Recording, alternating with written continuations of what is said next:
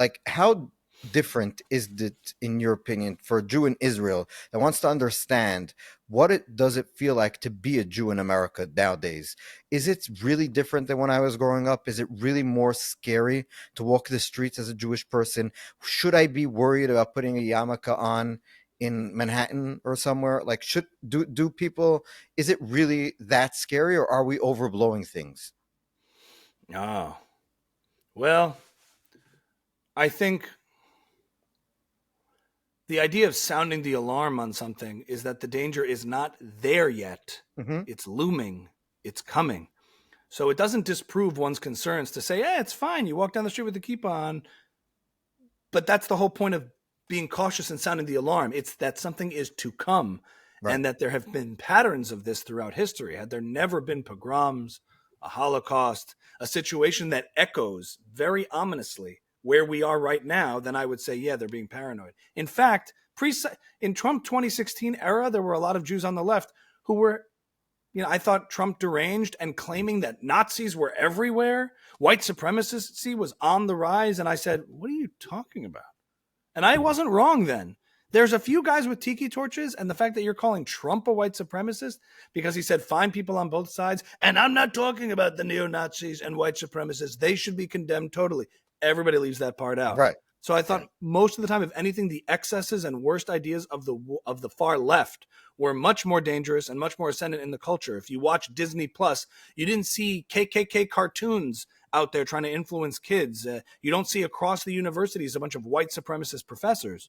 So that still stands today. I think those things are all still there. What you have now, post October 7th, is in fact, and I think people who sounded the alarms then when it wasn't such an issue, I think make it harder now to sound the alarm. But what you have now is in fact this ascendant, woke right, mainstreaming of anti-Semitism, the Overton window. Pair that with, say what you want about the dangers of a Jew living in Israel. There are no hostage posters ripped down in Tel Aviv.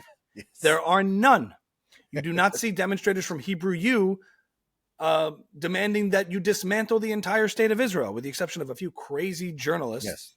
You got Gideon Levy and a few people saying, "Oh, we have to all leave. Let's go." You have a few people, but for the most part, the protest movements in Israel, even the furthest left you go, doesn't demand destroying Israel and destroying Israelis and not returning the hostages, or that Israel planned.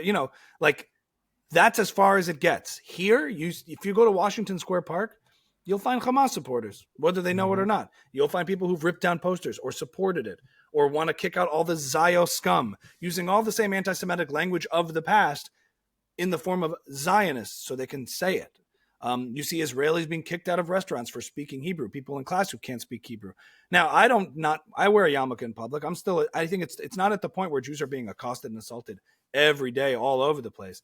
But again, when you notice this pattern, Hmm. that's when you're sounding the alarm on something. It's not for things that are happening every second of every day. It's for things that look like they're going to get worse with time and are increasingly showing signs of doing so. And so to be a Jew in the diaspora outside of Israel, yeah, it's kind of terrifying because for the very first time, you don't wonder how past discrimination took place and how it built up. You don't wonder anymore how Jews were rounded up in Europe in the 1930s as a first world developed country. Oh, it all started like this in a developed, civilized world. We see people screaming, "Zionists on this subway, get off! Zio scum, throw out," and images of trash portraying Zionists as vermin, as dirty. It's not the way any other conflict has ever been Hmm. framed or portrayed.